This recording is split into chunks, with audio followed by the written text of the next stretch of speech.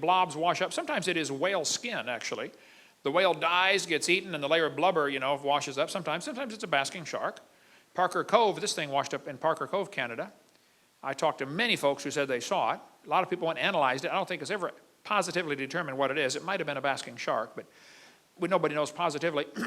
But it's gone. People cut pieces off it. The vertebrae do tend to look like shark vertebrae instead of any other kind.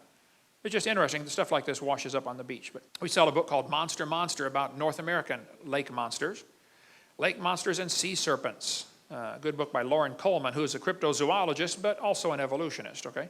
I interviewed Jacques Boivet for 3 hours. He collects sightings of the Lake Memphremagog creature between Vermont and Quebec, Canada. Hundreds of folks claim they've seen something in this lake up there in Lake Memphremagog. Creature's been seen in the Potomac River. There's a book about the great New England sea serpent. There's an island off Connecticut and Rhode Island called Block Island, where many folks claim they've seen creatures swimming around out there. They call it the Block Ness Monster. One washed up in 1996, another was something else washed up in 2004, never was identified that I know of. And I interview people all the time. Lake Erie's apparently got one. Erie's Bessie matches Nessie.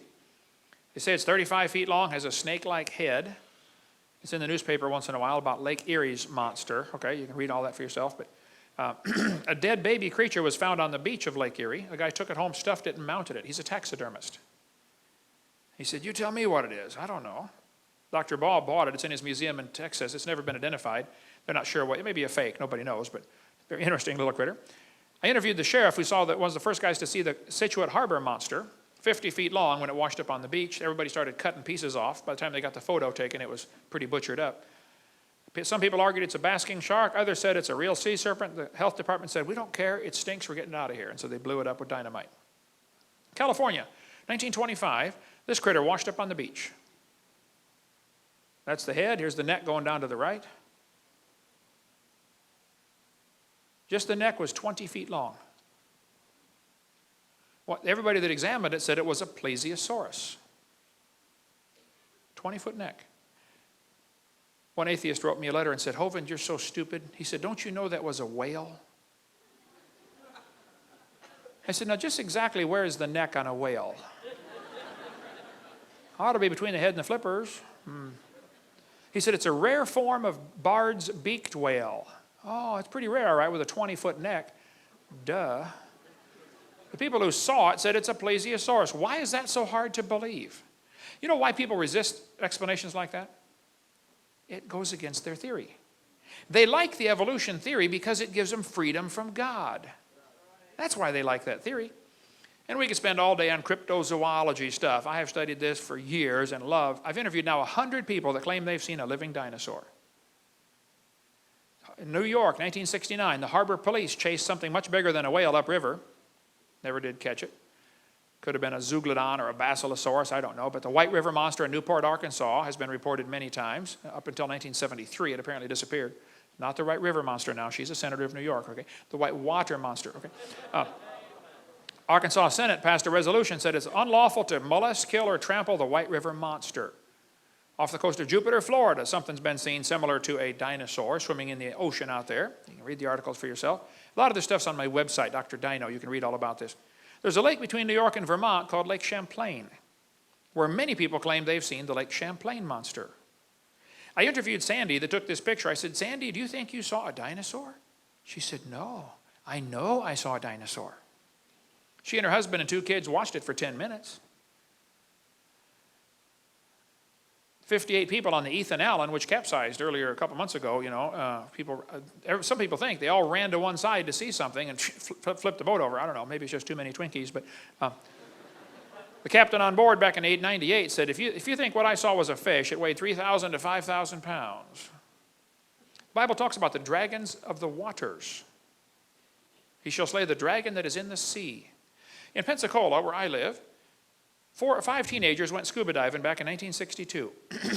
One survived the trip. Here's what he said. They were going out to the sunken ship in the Pensacola harbor called the Massachusetts, and here's what he said.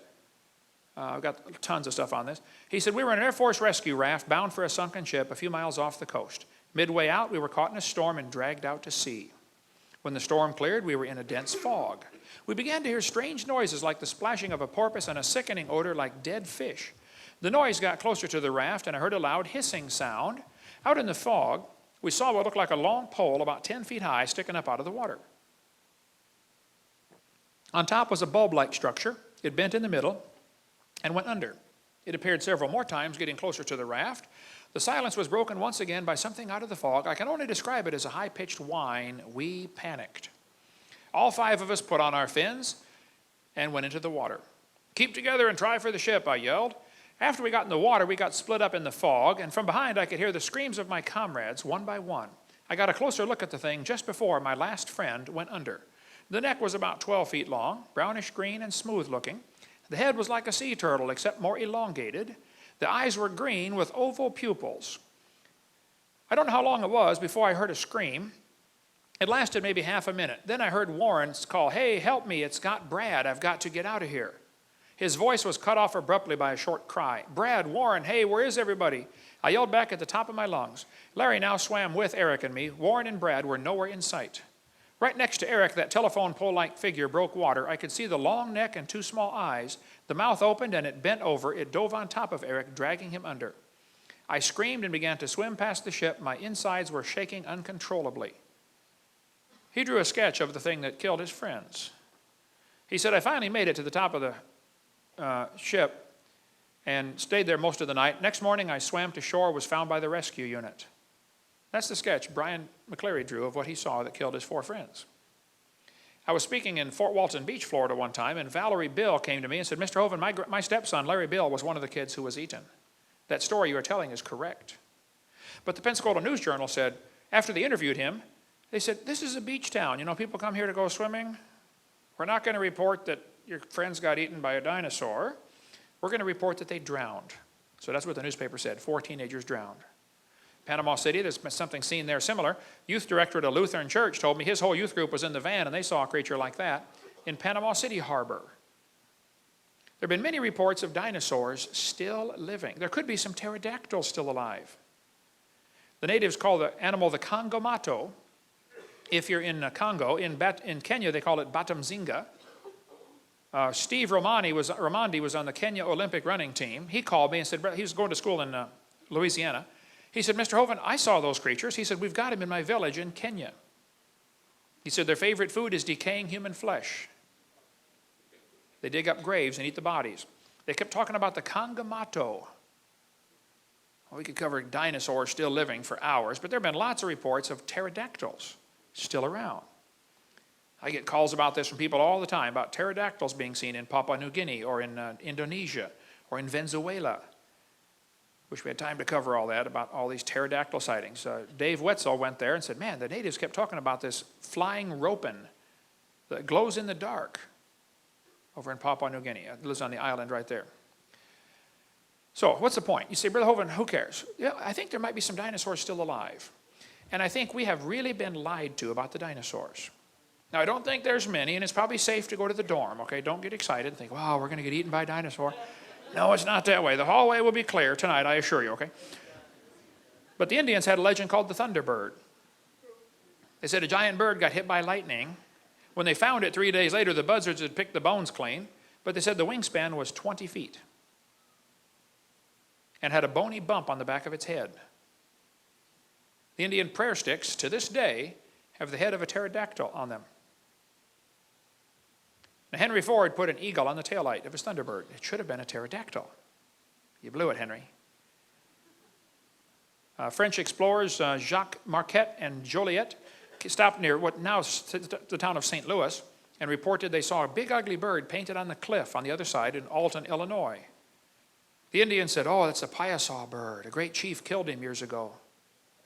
They painted the picture up there for years. They finally put a big metal plaque. There's me down below it for scale. They took it down for fear the plaque would fall. I guess they just recently put it back up. I don't know. But if you go to Alton, Illinois, you'll see Plesiosaurus, Plesiosaurus Dairy Queen. It's pretty famous over there, whatever the Plesiosaurus bird was. Okay. And we talk a lot about that. People say, "Brother Hovind, why